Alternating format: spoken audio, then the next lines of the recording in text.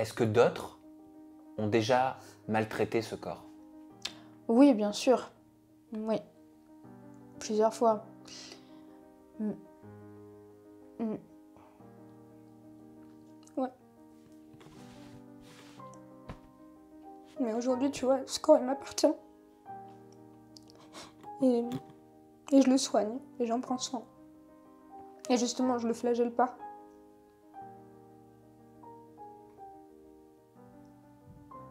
Comment ce corps il a été maltraité?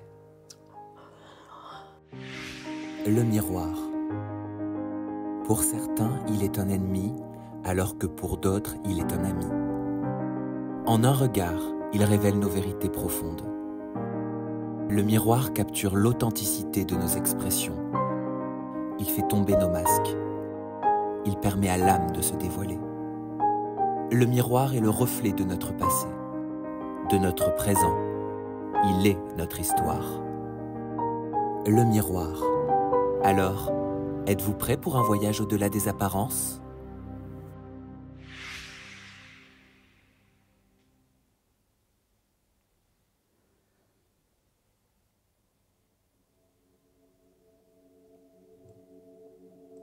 Bienvenue Aurélie Preston face au miroir.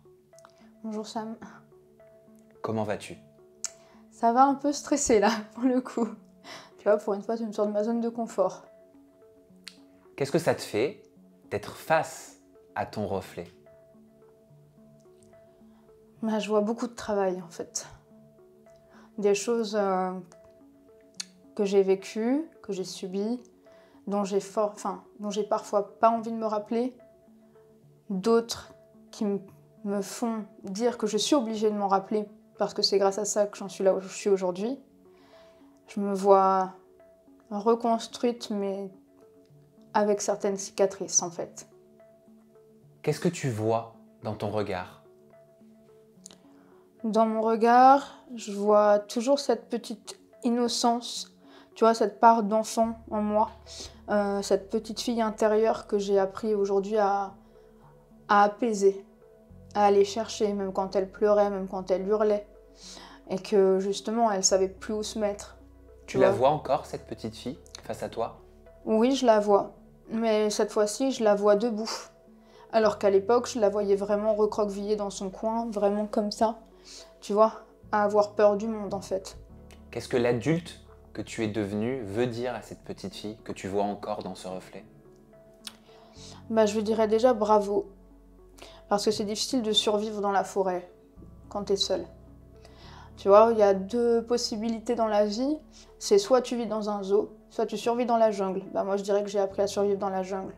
Donc je dirais à cette petite fille que c'est beau déjà d'avoir réussi à exister jusqu'à maintenant, à garder cette part d'innocence. Parce qu'on oublie beaucoup trop rapidement pour moi ce côté innocent, ce côté déni qu'on est obligé d'avoir. Parce que malheureusement, si on tombe tous les masques et qu'on vit vraiment dans la réalité qui est brute, qui est dure, et dans le monde qui est injuste, on n'arrivera pas à survivre. C'est le fait de se mettre dans ce petit cocon d'innocence, tu vois, cette espèce de chrysalide qui fait que tu deviens un papillon, toute cette période de transition en fait, qui fait que tu peux justement derrière t'envoler, parce que tu as appris à justement à un moment donné te sécuriser. Et je dirais que j'ai appris, la Aurélie adulte a appris justement à sécuriser son enfant intérieur. Dans quelques instants, Aurélie, on va revenir au reflet de ton âme, au travers du reflet de ce miroir. Mais dans un premier temps, j'aimerais qu'on s'arrête sur ce qu'on voit de prime abord, sur ce que tu vois.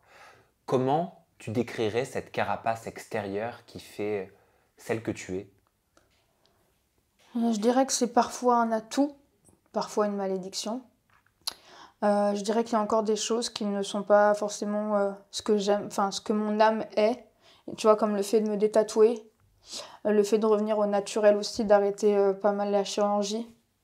Et d'apprendre, tu vois, à travers la culture, pas que du kintsugi par exemple, comme on l'a dit pour briser, mais aussi le wabi-sabi, ou sabi. Wabi-sabi, exactement, c'est ça.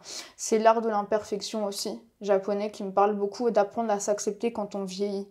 Tu vois, j'ai toujours été une grande perfectionniste. Je m'aimais pas à l'époque parce que j'avais peur de l'échec.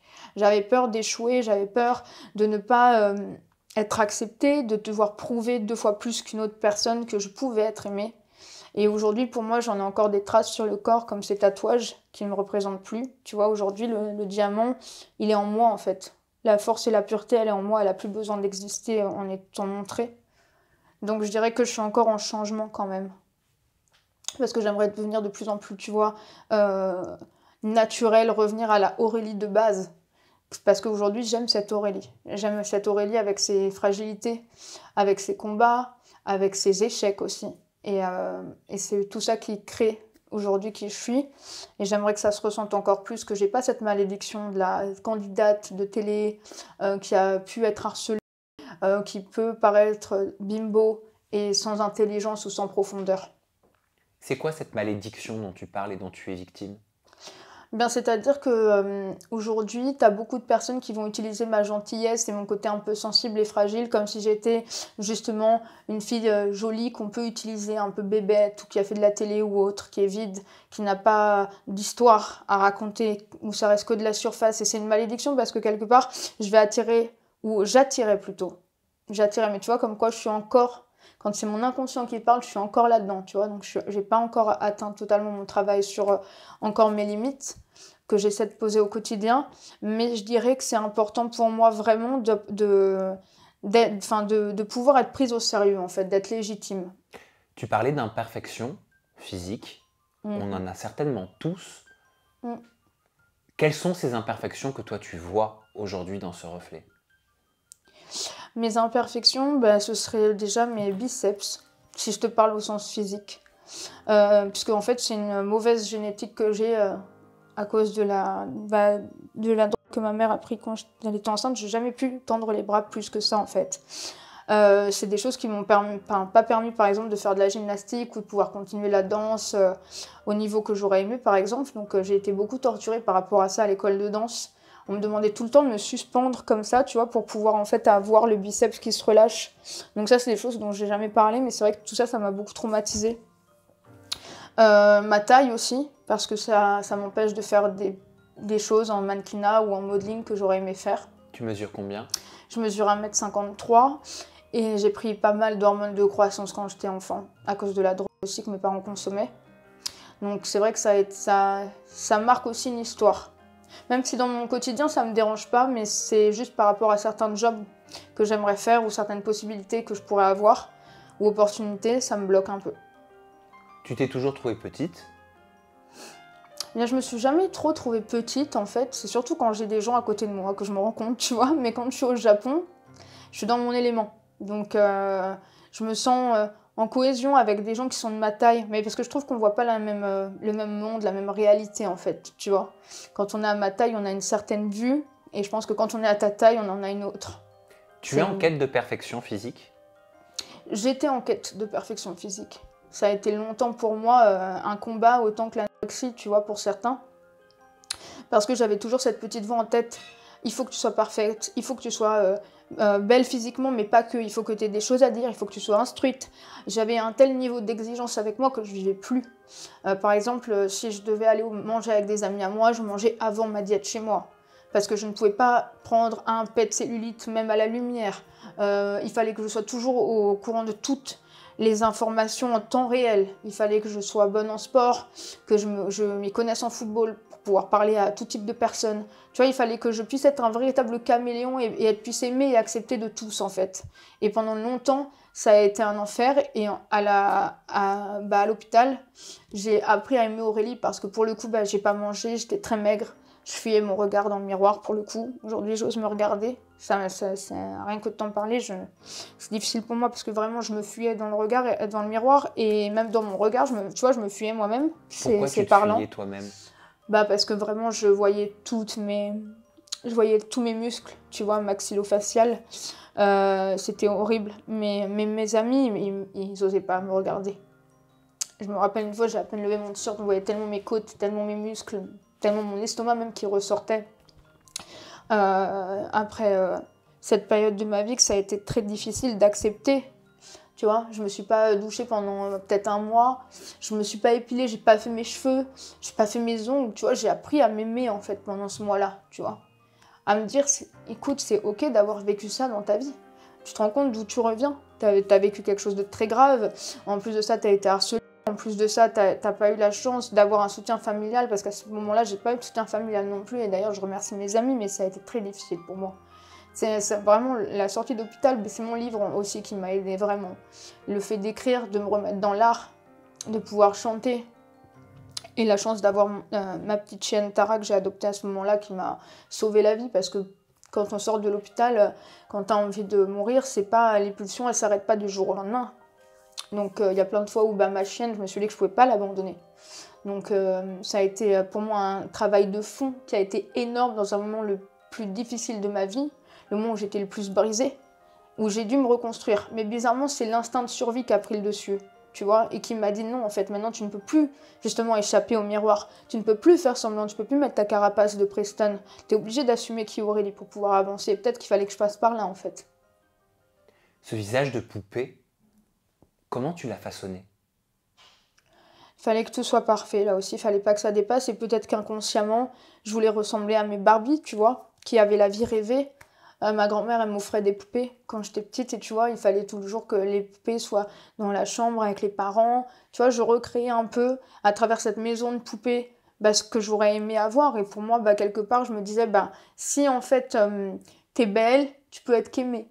Si t'es gentille, tu peux être qu'aimée. Tu vois, en fait, rien me rattachait, en fait, au fait d'être aimable ou pas, en fait.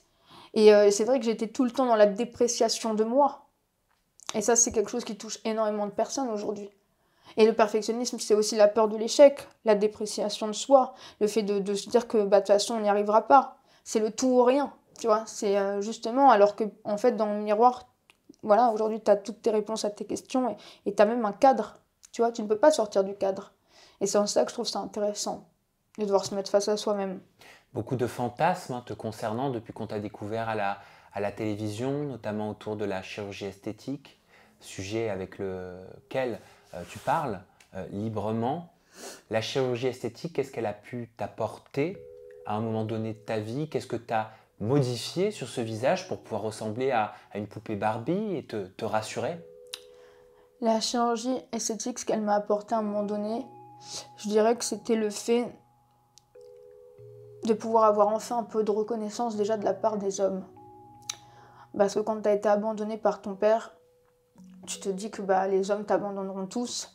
Donc quelque part, tu essayes un peu de les attraper avec justement ce physique tellement attirant et limite irrésistible, que c'était ça aussi qu'à un moment donné je cherchais. Je cherchais à recréer des relations pour comprendre aussi pourquoi on m'avait abandonné. Je me mettais même des fois en phase de faille, tu vois, avec moi-même. C'est-à-dire que je faisais tout pour qu'on m'abandonne, encore une fois, pour pouvoir comprendre pourquoi un homme t'a abandonné dans telle ou telle circonstance, alors que ça n'avait rien à voir avec un nourrisson qui avait rien demandé. Donc voilà, je dirais aussi que ça m'a apporté le fait de mettre un masque avec moi-même. Tu vois, de devoir créer Preston pour pouvoir continuer de vivre avec Aurélie. Qu'est-ce que tu as fait? Qu'on étouffait en fait. Qu'est-ce que tu as fait pour créer Preston? Qu'est-ce que tu as modifié sur ton visage? À l'époque, j'avais fait les lèvres, mais là, j'ai tout retiré. Et en fait, vu que j'étais jeune, j'avais déjà une grosse bouche. Mais même sur les photos, moi, enfant, on le voit sur le nouvel ouvrage. Mais j'avais rajouté pour équilibrer les deux lèvres ensemble. Après, j'avais fait le menton à l'époque, mais là aussi, je ne le fais plus du tout. D'ailleurs, j'ai tout fait retirer. Voilà, et je faisais aussi grandir mon nez. Grandir ton nez? Oui, je me faisais les deux lignes de chine hyper marquées ici, en fait. Qu'est-ce que tu n'aimais pas sur ce nez? Ce nez, je le trouvais trop petit, pour le coup. Je le trouvais trop petit, ça me rappelait même un peu ma mère, qui a un nez très fin. Pareil pour ma poitrine. Ma mère n'a pas du tout de poitrine. Quand j'ai eu 18 ans, j'ai voulu faire ma poitrine, j'ai voulu passer mon permis de conduire. J'ai voulu vraiment être aux antipodes de la femme qui m'avait abandonnée. Je ne fume pas, je bois pas, je me drogue pas. Je voulais vraiment être l'opposé, en fait. Comment tu as vécu, en lien avec ton physique, cette phrase que tout le monde a retenue et connaît encore aujourd'hui? C'est ta première expérience dans une émission diffusée sur W9. L'émission s'appelle Les Marseillais et une candidate, Jessica, te parle de ta bouche, qu'elle compare à celle d'un Pokémon, Boostiflore. Ça m'a fait beaucoup de mal. Honnêtement, je n'en ai jamais trop parlé parce que vraiment ça m'avait atteint. Je trouvais ça méchant en fait, je trouvais ça sans intérêt et en fait je trouve ça vulgaire de s'en prendre aux attraits physiques d'une personne. Surtout quand on ne sait jamais de quoi la vie est faite, et c'est ce que je crois que je t'avais confié dans une interview, je t'avais dit on ne sait jamais si demain elle fait de la chirurgie, et aujourd'hui la plupart ont fait de la chirurgie, qui ont pu me critiquer à l'époque, alors que moi en fait, si tu veux, dans mon milieu de danseuse, de go-go danseuse, de transsexuelle, de mes amis qui se déguisaient, de performeurs, on était tous comme ça en fait, tu vois. Je représentais une partie de ce petit monde qui me permettait d'être dans ma propre réalité, d'être dans mon personnage. Et en fait, j'étais pas confrontée à cette réalité-là, en fait, très dure, très brute d'être humain. Même je me rappelle d'une phrase qui m'a énormément choquée sur le Mad Max, c'était oui, mais t'as pas l'impression que tu peux déboucher des toilettes ou ce genre de choses. Je veux dire, ma bouche, j'ai toujours eu une bouche pulpeuse et j'ai eu la chance d'avoir une bouche comme ça. C'est pas grâce aux injections, déjà, c'est que j'ai une matière de muqueuse, tu vois. Tu ne peux pas recréer de la muqueuse. Si t'as pas de muqueuse, t'en as pas. T'auras beau la gonfler, ce sera horrible. À l'époque, pour moi, j'étais juste une visionnaire. Et j'étais en rien quelqu'un d'à outrance, déjà, pour commencer. Je pense juste que, vu que j'étais visionnaire et vu que j'étais une des rares, peut-être, en télé-réalité à cette époque-là, à assumer autant le côté bimbo, perfection ou autre, ça m'a coûté cher. Ça t'a coûté quoi? Ça m'a coûté mon intégrité, ma dignité, ça m'a aussi beaucoup humiliée, ça a humilié ma famille aussi, parce que les gens, même auprès de ma famille, « Ah, mais c'est ta cousine Boustiflore » ou ce genre de choses. Alors que toute ma famille m'a toujours trouvée très jolie et m'a jamais empêchée justement de faire ce que je voulais pour me sentir bien. Puisque même aujourd'hui, quand je parle avec ma mère et quand elle me parle du fait qu'elle m'ait abandonnée, elle l'explique parce qu'elle n'était pas forcément prête à 22 ans à être maman. Et que ça n'avait rien à voir avec moi et que j'avais pas besoin de partir justement dans de la chirurgie ou autre pour me penser plus aimée ou acceptée. Mais je dirais, est-ce qu'il n'y a pas eu aussi un peu de jalousie quelque part? Parce que peut-être que quelque part à l'époque, j'osais faire ce que d'autres n'osaient pas faire. Tu vois, et peut-être que j'étais pas en accord avec mon enfant intérieur, mais je l'étais peut-être en fait avec, par exemple, Preston. Être résumé à un Pokémon, à cette époque-là, ça fait évoluer comment médiatiquement? Je dirais que c'est très difficile parce qu'on a toujours des personnes qui ne sont pas forcément bienveillantes. Et à cette époque-là, j'avais vraiment deux styles de public. J'avais les haters, vraiment, vraiment haters. Et j'avais les gens, par contre, qui avaient de la compassion et qui trouvaient ça inhumain. Donc ça fait, en tout cas, moi, ça m'a fait beaucoup de mal et ça m'a vraiment renfermée après. Comme tu le sais, après les téléréalités, j'ai pas cherché à faire parler de moi à part dans le Cérébral ou dans mes musiques, en fait. Parce que je voulais vraiment ne plus avoir affaire à ce style de personne-là. Et j'essayais vraiment sur les réseaux sociaux de ne poster que des choses professionnelles et de ne plus montrer ma vie ou de plus me dévoiler en fait. Tu vois, ça avait encore plus renforcé la carapace. Tu as longtemps parlé également, je me souviens de ta prise de masse capillaire, des problèmes que tu rencontrais en lien avec tes cheveux. On sait que de façon générale, pour une femme, les cheveux représentent ce qui serait une certaine féminité. Aujourd'hui, comment ça va, capillairement parlant? Bon, aujourd'hui, je fais mes petites bêtises. Voilà, décolorée, à vouloir être toute blonde et tout. Donc, ils sont sensibilisés, mais ça va. Mais comparé à l'époque où oui, j'ai eu une vraie alopécie diffuse et où j'étais obligée de porter des lace wigs, etc., c'était vraiment compliqué pour moi. C'était horrible. C'était horrible. Mais ça remontrait juste, en fait, le choc que j'avais pu ressentir, tu sais. On me voit souvent pleurer parce que c'est une question aussi d'éducation, et ça, on le sait pas forcément, mais les femmes, on est plus attrait à pleurer pour exprimer la colère qu'à crier.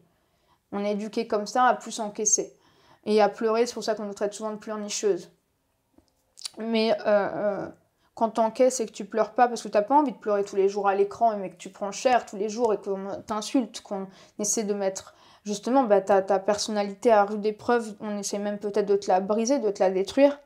C'est compliqué et je m'auto-coachais, je me disais c'est pas grave Aurélie, t'as vécu pire, t'as vécu l'abandon, t'as vécu telle ou telle chose dans ta vie, c'est pas ça qui va faire qu'on va te briser et tout, mais quelque part tout ça, ça m'a vraiment brisé au point que ça s'est vu sur mes cheveux.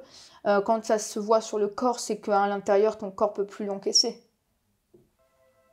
Qu'est-ce que c'est être une femme sur les réseaux sociaux aujourd'hui? Qu'est-ce que c'est être une femme tout court même, je dirais, tu vois? Où sont les femmes en fait?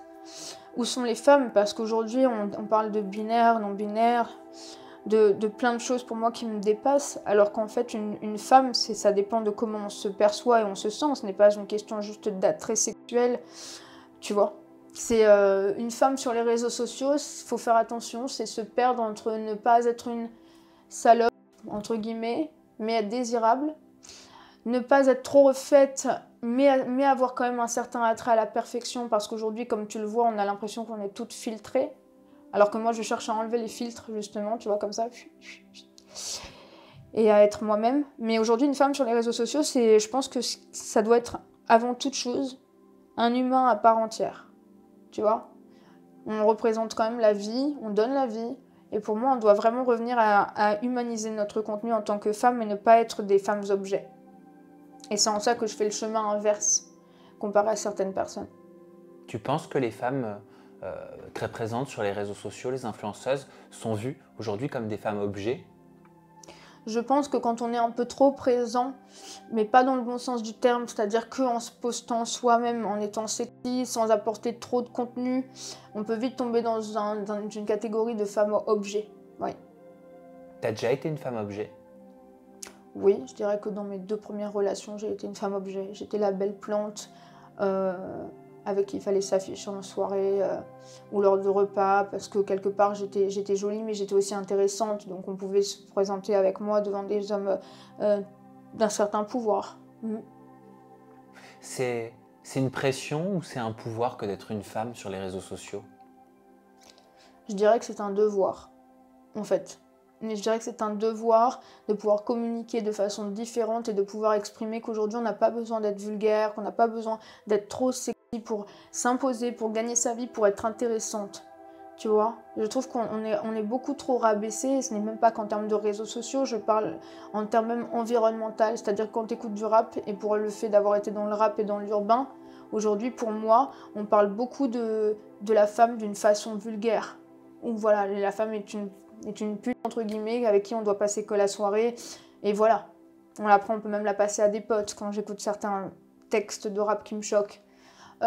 Pour moi, tu vois, c'est un environnement global. Et vraiment, ça dégénère de plus en plus. Et c'est pour ça qu'on doit reprendre le pouvoir. Et je parle pas du côté féministe ou autre, parce que je ne me sens pas du tout là-dedans. Je me sens ni dans la misogynie, ni dans le côté féministe. Je me sens être une femme en fait de 2024 qui se bat, qui essaie d'être entrepreneuse, mais qui essaie en même temps de montrer les valeurs de la famille et qui demain pourrait être mère. Tu vois? C'est ça que j'aimerais la valeur d'une femme.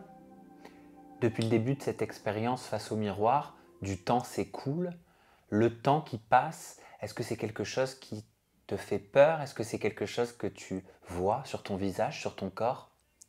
Oui, le temps passe, je fais moins de sport parce que je ne suis plus dans la perfection, mais je m'accepte comme ça. C'est-à-dire que oui, je suis plus aussi ferme qu'avant, oui, j'ai moins d'abdos qu'avant, mais je m'aime comme ça en fait. Je m'aime comme ça parce qu'en fait, le temps qui passe, pour moi, je le vois comme une richesse. Et plutôt que d'aller faire 2 heures de sport, je vais peut-être en faire que 45 minutes. Tu vois, par contre, je vais prendre un bouquin et je vais m'enrichir. Aujourd'hui, j'ai besoin de me nourrir, vraiment. C'est en ça aussi que je me réalise et que j'apprends de plus en plus à m'aimer. Tu vois, c'est dans ce côté-là de nourriture, en fait. Et je trouve qu'on manque de richesse aujourd'hui et de partage. Comment tu le nourris, ce corps? Qu'est-ce que tu penses de ce corps qui te porte ou que tu portes? Je pense que ce corps a beaucoup morflé, qu'aujourd'hui, il a certaines séquelles et traces, visibles ou pas visibles. Mais je dirais que c'est à la fois un atout, à la fois une barrière. Parce que pour moi, c'est la seule chose qui me permet d'être là en temps réel. Alors que si je pouvais sortir de mon corps, je pourrais être partout à la fois et je pourrais être de la matière qui se diffuse de partout et je pourrais aller encore plus vite. Parce que j'ai toujours ce truc très rapide dans mon cerveau en fait. Les choses s'embriquent de façon à ça fait clac, clac, clac, clac, clac, clac, clac. J'ai même pas le temps de voir venir que je suis déjà au bout du truc. Et en fait, en ça, le temps pour moi, il file et en même temps, j'ai envie de le rattraper. Et en même temps, j'ai envie de m'instruire. Donc, j'ai pas envie qu'il file. Tu vois, enfin, c'est un espèce de cercle sans fin. Et on réalise pas forcément qu'en fait, il faut juste des fois savoir, tu vois, hop, prendre le temps d'être là, d'être ancré, de se dire qu'on est déjà riche aujourd'hui, par rapport à ce qu'on a vécu, par rapport à ce qu'on partage avec les personnes, par exemple, notamment sur les réseaux sociaux. J'ai la chance d'avoir une communauté incroyable qui me nourrit aussi beaucoup par ses expériences. La chance de rencontrer des personnes exceptionnelles aussi. Et je dirais que la seule chose, c'est que ce corps, des fois, me rappelle que le temps passe, oui, effectivement. Que le temps passe et que je devrais peut-être un peu plus vivre, des fois. Tu l'as déjà maltraité, toi, ton propre corps? Bien sûr, j'ai déjà maltraité mon corps. Déjà quand j'étais jeune, avec la danse, avec la nourriture, avec le fait de vouloir tout le temps me priver, avec le sport à outrance. Des fois, je faisais 8 heures de sport par jour, en dehors de la danse, hein, bien après, d'ailleurs. Puis même quand j'étais très jeune, oui, je m'étais déjà scarifiée 2, 3 fois. J'en ai jamais trop parlé de ça non plus, mais j'ai eu une période assez noire, assez gothique, où je comprenais pas pourquoi ma mère venait nous voir chez ma grand-mère et partait et s'en fichait de moi. Mm. Et cette colère, tu l'as manifestée au détour du marquage que tu faisais sur ce corps? Oui, ouais. Bon, j'en ai pas eu de cicatrice, hein. Pour le coup, peut-être une là, vite fait, mais à l'époque, oui, j'étais vachement névrosée. Très, très névrosée, même. Et c'est pour ça que je me perdais après je me suis perdue dans le gothique, après j'ai été dans un côté très tectonique aussi, après j'ai été dans la danse, après j'ai été dans ce truc du milieu de la nuit, sans fin, après j'ai été dans ce truc de télé-réalité, tu vois. Comme si à chaque fois c'était différents spectacles que j'allais jouer avec Preston. Est-ce que d'autres ont déjà maltraité ce corps? Oui, bien sûr. Oui. Plusieurs fois. Mm. Mm. Ouais. Mais aujourd'hui, tu vois, ce corps, il m'appartient. Et je le soigne, et j'en prends soin. Et justement, je le flagelle pas.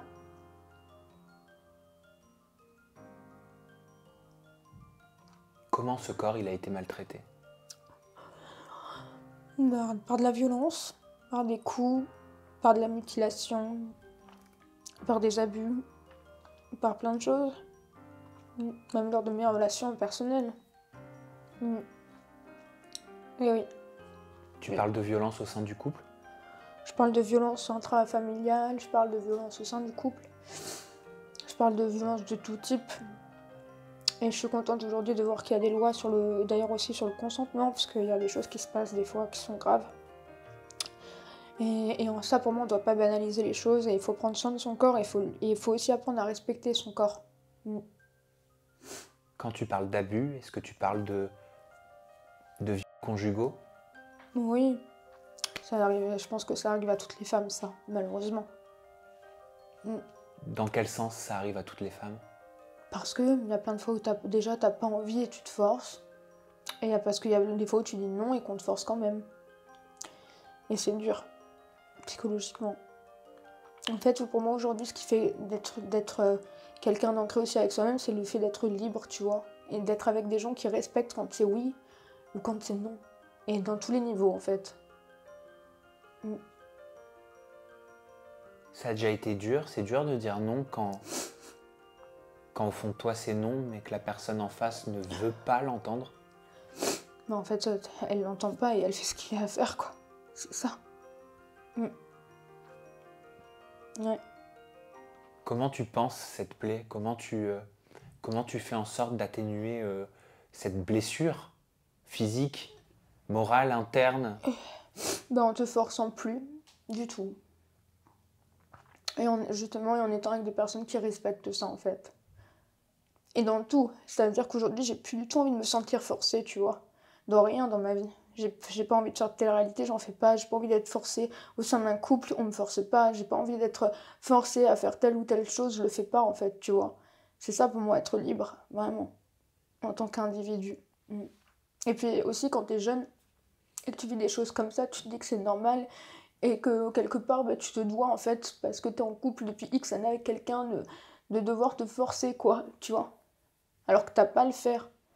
Parce que tu te dis, oui, mais ça doit être ça, être en couple, ça doit être ça, la sexualité. Parce que moi, ma sexualité, ça a été un gros problème pendant longtemps.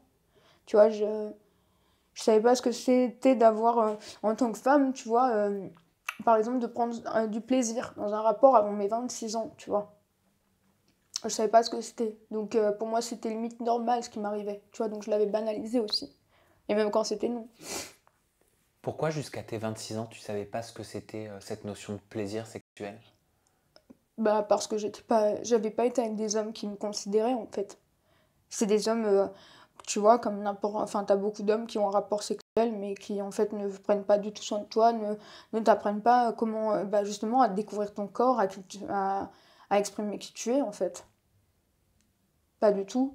C'est des personnes qui sont juste là, qui assouvissent leurs pulsions et leurs envies sur un temps voulu. Et toi, tu avais quel sentiment? Tu avais l'impression que tu devais contribuer à ce plaisir égoïste? Oui, parce que bah, quelque part, c'est ton conjoint, tu vois. C'est ton conjoint, et puis quelque part, bah, c'est un homme, il a de la testostérone, donc peut-être qu'il a plus d'envie que toi qu'une femme. Donc oui, c'est tout ça. C'est là que rentre la notion du consentement. C'est quoi le consentement? Bah, c'est le fait d'avoir aussi envie de dire oui et de ne pas se forcer, ou de ne pas être utilisé, ou de pas dire non et qu'on te dise que même si tu dis non, c'est oui. Utiliser, tu utilises le verbe utiliser. Mhm. Oui, utiliser comme, comme il pourrait utiliser par exemple sa main pour venir assouvir ses pulsions. C'est pareil pour moi. T'as pu renouer avec le plaisir après tes 26 ans? Oui, non, j'ai pu découvrir surtout ce qu'était le plaisir et ce qu'était d'être aimé et ce qu'était de découvrir son corps en tant que femme. Et ça a été comment pour toi? Je me suis dit, ah c'est ça, ok, je comprends mieux.